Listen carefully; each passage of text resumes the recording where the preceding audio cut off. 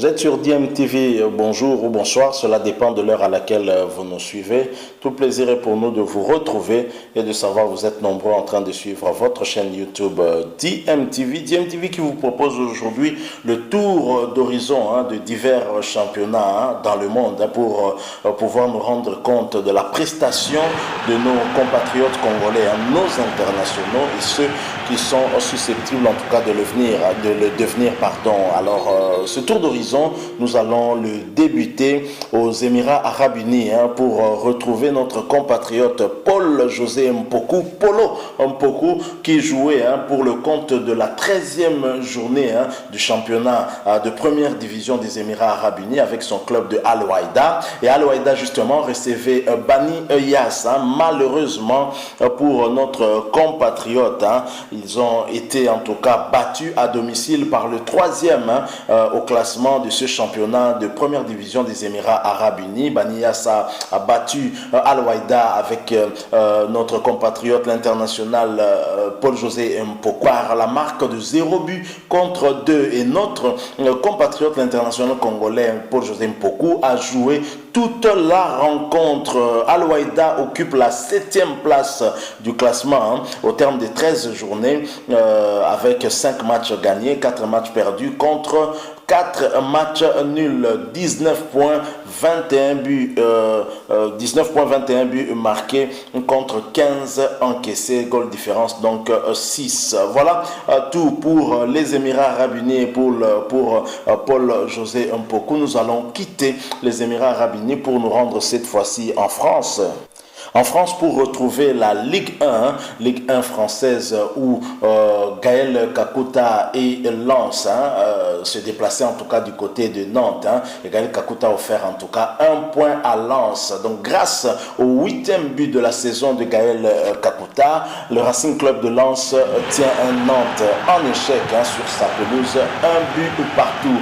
Le club nordiste qui reste 9e de Ligue 1 peut encore remercier son meneur de jeu qui a égalisé à la 81e minute. Une belle preuve de mental pour l'international congolais qui avait marqué un penalty en première période. Lens, comme nous venons de le dire, occupé en tout cas en ce moment-là la 9e place, mais le classement dans l'entretemps a dû bouger et actuellement Lens occupe la 10e place au terme de 19 journées avec une journée de retard par rapport à d'autres équipes. Et Lens a remporté 8 matchs, 7 perdus et 4 matchs nuls. Lens à 28 points. Félicitations donc à Gaël Kakuta qui a inscrit le but égalisateur sur la pelouse de Nantes. Nous restons en France avec ce tour d'horizon pour descendre cette fois-ci en Ligue 2. Nous allons retrouver plusieurs de nos compatriotes et ce tour d'horizon en Ligue 2 va bien entendu commencer par Amiens, l'ancien club de Gaël Kakuta, où nous allons retrouver Shadrack Akolo qui jouait la 20e journée de Ligue 2 avec son club d'Amiens. Amiens qui recevait le Havre et Akolo a joué toute la rencontre. Cette rencontre s'est soldée par un score nul et vierge, 0 but partout, et Amiens occupe la 8e place du classement de Ligue 2 au terme de 20 journées avec 28 points, 7 matchs gagnés, 6 matchs perdus contre 7 matchs nuls. Telles sont en tout cas les statistiques de Amiens avec Shadrack Akolo. Nous restons en Ligue 2 française parce qu'il y a beaucoup de nos compatriotes qui sont là-bas pour retrouver cette fois-ci Guingamp où évolue un autre compatriote. Il s'agit bien de Yeni Mbakoto qui a été également titulaire avec son club de Guingamp qui recevait Nancy et toujours pour le compte de la 20e journée de Ligue 2. Et Mbakoto qui a débuté le match comme titulaire est néanmoins sorti à la 68e minute de jeu. Et au terme de cette 20e journée, Guingamp occupe la 14e place du classement avec 21 points, 4 matchs gagnés, 7 matchs perdus contre 9 matchs match nul. Nous restons bien entendu toujours en Ligue 2 pour cette fois-ci retrouver un autre international congolais. Il s'agit bien de Rémi Moulumba. Rémi Moulumba qui évoluait également aussi pour le compte de la 20e journée de Ligue 2 avec son club de Châteauroux. Châteauroux qui s'est déplacé du côté d'Auxerre et Châteauroux n'a pas tenu du côté d'Auxerre. Châteauroux a perdu 4 buts à 1. Rémi Moulumba a joué toute la rencontre pour la deuxième fois consécutive et Châteauroux, le club de Rémi Moulumba, au terme de la 20e journée occupe en tout cas toujours la queue du classement, donc 20e dans la zone des relégations au terme de 20 journées, rien que 3 matchs gagnés, 13 matchs perdus et 4 matchs nuls.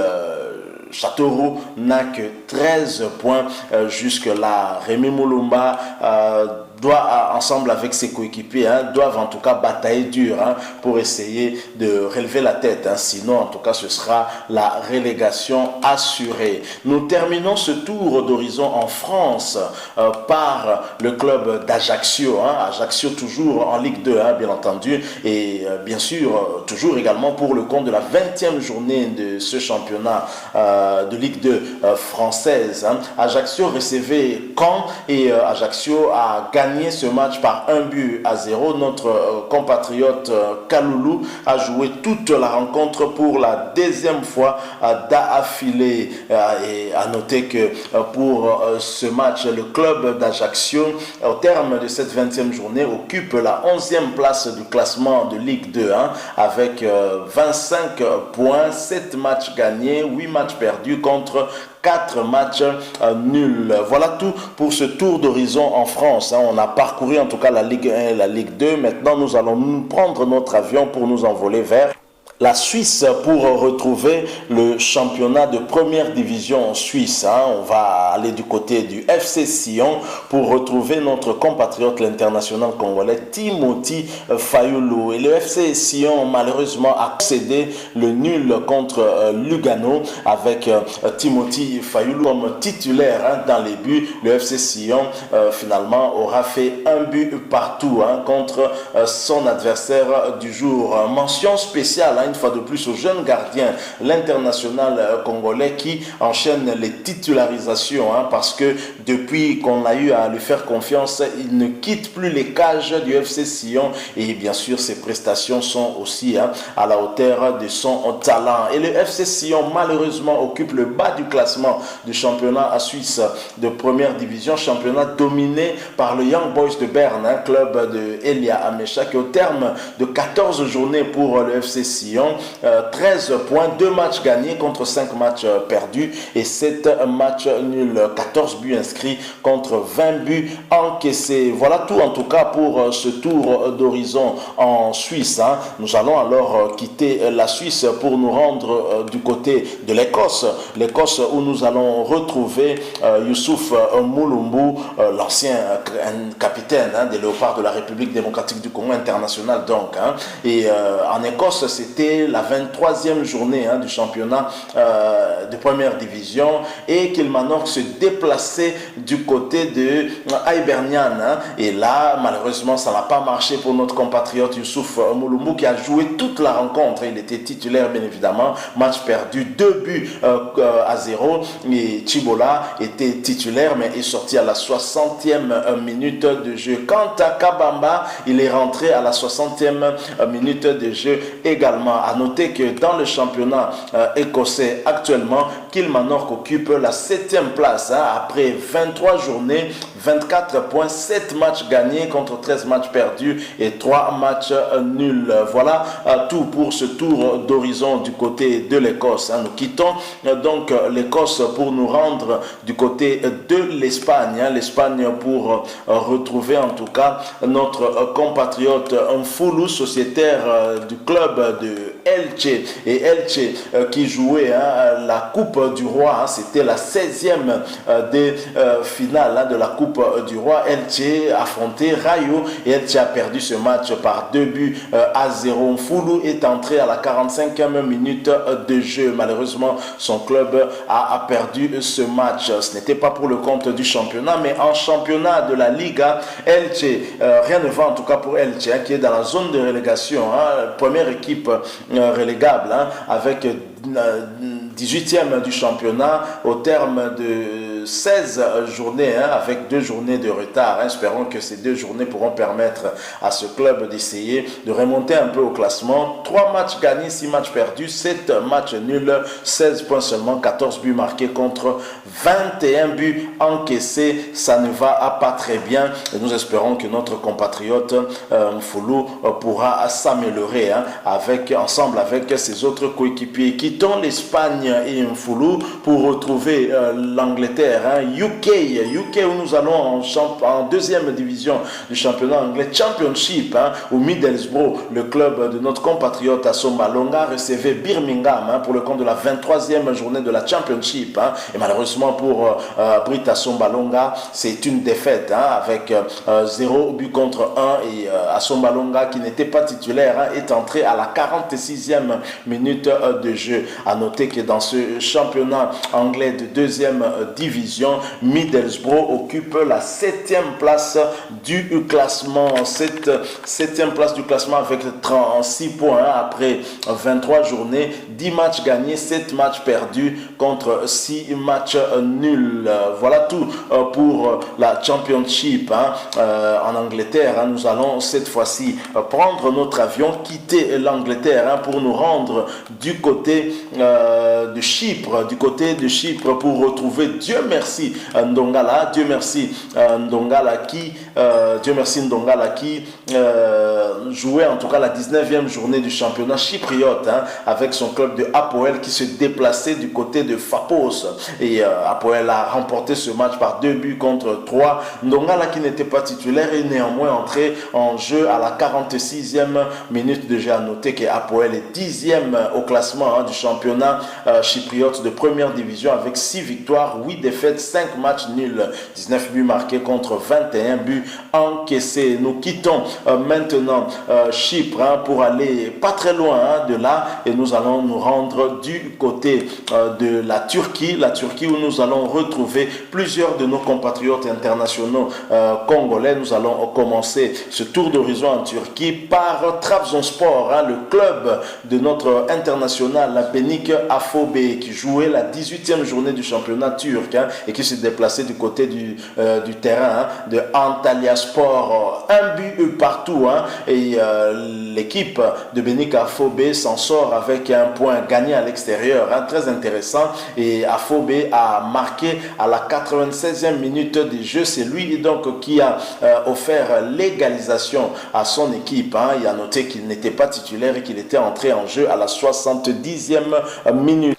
Et Trabzonspor occupe la 8e place du classement du championnat turc de première division avec 27 points après 18 journées, 7 matchs gagnés contre 5 perdus et 6 matchs nuls. Goal différence plus 1, 20 buts marqués contre 21 buts encaissés.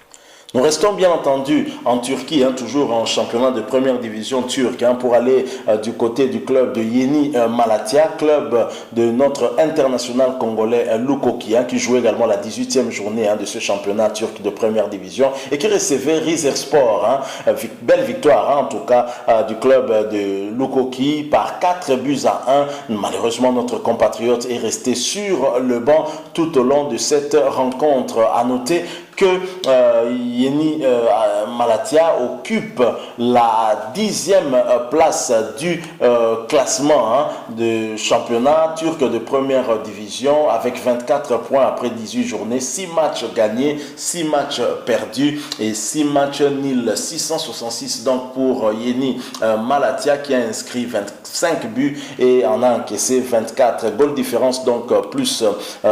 Nous restons bien sûr toujours en Turquie Turquie et cette fois-ci nous allons du côté du boss, le boss de l'équipe nationale de la République démocratique du Congo et de son club, le Galatasaray, c'est bien Luyindama Christian, dit le boss, et Galatasaray qui s'est incliné malheureusement lors du derby contre Beşiktaş, Beşiktaş de notre compatriote aussi, l'arrière gauche international congolais Fabrice Ntakala est leader au classement de ce championnat turc de première division. Galatasaray, je le disais, qui s'est incliné en tout cas lors du derby contre Beşiktaş, et malgré le retour de Christian Luyindama en tant que titulaire en championnat, Galatasaray s'est incliné par 2-0 face à Beşiktaş. A noter que l'international congolais arrière gauche Fabrice Ntakala est resté sur le banc pour ce match. Beşiktaş, je l'ai dit, occupe la première place de du classement de ce championnat avec 38 points au terme de 18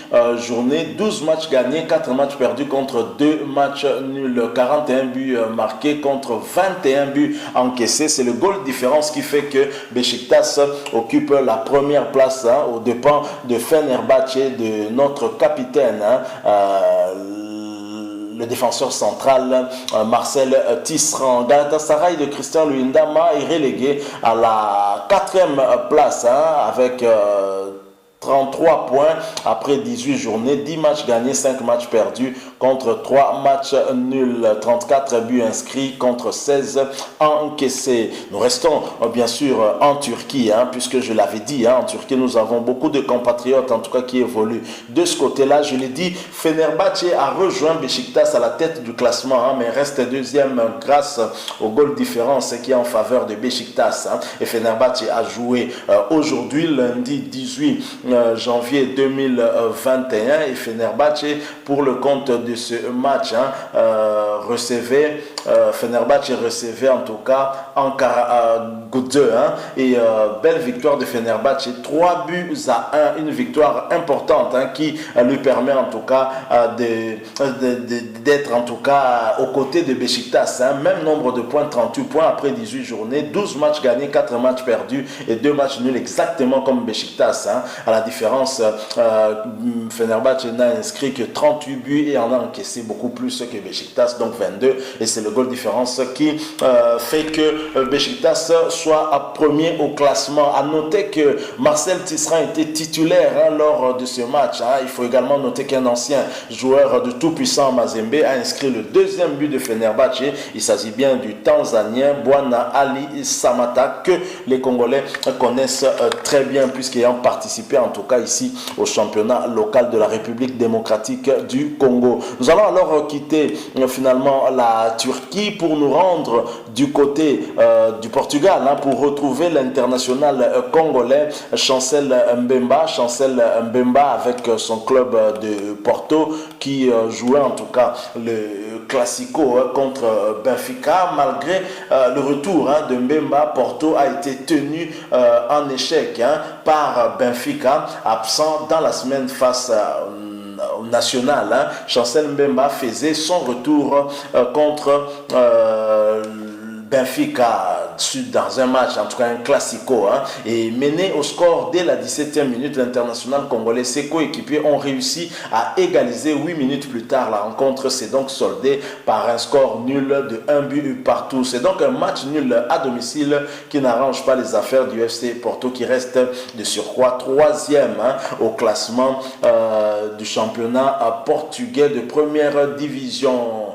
Porto occupe la 3e place avec 32 points au terme de 14 journées, 10 matchs gagnés contre 2 perdus et 2 matchs nuls, 36 buts inscrits contre 17 encaissés. Porto a manqué là une belle occasion en tout cas de gagner la 2e place au classement du championnat portugais de première division, ainsi se rapprocher un peu plus du Sporting Lisbonne, leader, qui a 36 points. Nous quittons ce tour d'horizon au Portugal avec notre compatriote Chancel Mbemba pour cette fois-ci aller du côté de la Belgique. La Belgique où nous allons aller beaucoup plus à Anvers pour retrouver le club local, le Royal Antwerp. Royal Antwerp qui se produisait en tout cas sur le terrain de la Gantoise club d'un autre autre Congolais, il s'agit bien de Botaka, et c'était pour le compte de la 21e journée de la Jupiler Pro League. Et la Gantoise malheureusement va perdre ce match par 0 but contre 1. Il faut noter que Dieu merci Mbokani a joué toute la rencontre, et Nil Depot qui n'était pas titulaire, Nil Depot pardon, a également été titulaire, mais malheureusement il est sorti à la 86e minute de jeu. Avadongo n'a toujours pas été convoqué, et cela pour la 19e fois d'affilée. Du côté de la Gantoise, Jordan Botaka est resté sur le banc. À noter que Antwerp actuellement occupe la 3e place du classement de la Jupiler Pro League championnat de première division belge, avec 34 points après 21 journées, 10 matchs gagnés, 7 matchs perdus contre 4 matchs nuls, 34 buts marqués contre 30 buts encaissés. C'est dire que la défense d'Antwerp ne va pas trop bien. Pourquoi ne pas tenter de donner sa chance à Avadongo dans cette charnière centrale du Royal Antwerp? Le Royal Antwerp néanmoins se comporte quand même bien, puisqu'il occupe la 3e position derrière Genk, et le club de Bruges qui est leader dans ce championnat belge de première division. Alors terminons ce tour d'horizon par la Bundesliga. La Bundesliga, bien sûr, où nous allons retrouver un Congolais qui n'est pas encore international. Il s'agit bien, vous l'avez certainement compris, de Silas Wamangituka. Silas Wamangituka qui ne cesse de faire parler de lui, et lui qui a offert surtout un point de match nul à Stuttgart à domicile, qui était mené par 2 buts à 1 contre le Borussia Mönchengladbach, et Stuttgart a su arracher en tout cas le match nul au bout du temps additionnel à la 96e minute grâce à un penalty transformé par Silas Wamangituka. Il fallait le faire, parce que dans les temps additionnels, Silas Wamangituka a su rester calme face au gardien de but et a transformé de la plus belle des manières ce penalty. À noter qu'il s'agit du 9e but de la saison en championnat pour le Congolais, pour sa première saison en Bundesliga. Vous le savez, Stuttgart monte en première division allemande, et Silas Wamangituka a été recruté alors que cette équipe jouait encore en 2e division. Et à noter qu'au niveau du championnat, Stuttgart occupe la 10e place, avec 22 points après 16 journées, 5 matchs gagnés, 4 matchs perdus et 7 matchs nuls. 32 buts marqués, 24 buts encaissés. Et sur les 32 buts marqués, il y a 9 buts du Congolais Silas Wamangituka. Qu'attend la Fédération congolaise de football association pour approcher ce jeune qui promet en tout cas, qui certainement ne sera peut-être pas joueur de Stuttgart la saison prochaine. Il y a trop de spéculations, trop de rumeurs autour de lui. On verra bien s'il y aura du concret. En attendant, nous sommes arrivés à la fin avec ce tour d'horizon. Si vous avez aimé, laissez-nous un like. Vous pouvez aussi réagir en nous laissant un commentaire. Donnez-nous votre point de vue, votre opinion, mais surtout abonnez-vous s'il vous plaît à cette chaîne DMTV, et n'oubliez pas d'activer la notification en cliquant sur cette petite cloche qui va vous permettre de ne plus rien manquer des prochaines vidéos que nous allons mettre à votre disposition. Merci encore une fois à vous, et nous espérons vous retrouver très prochainement avec un autre sujet d'actualité. En attendant, portez-vous bien, et DMTV vous dit au revoir.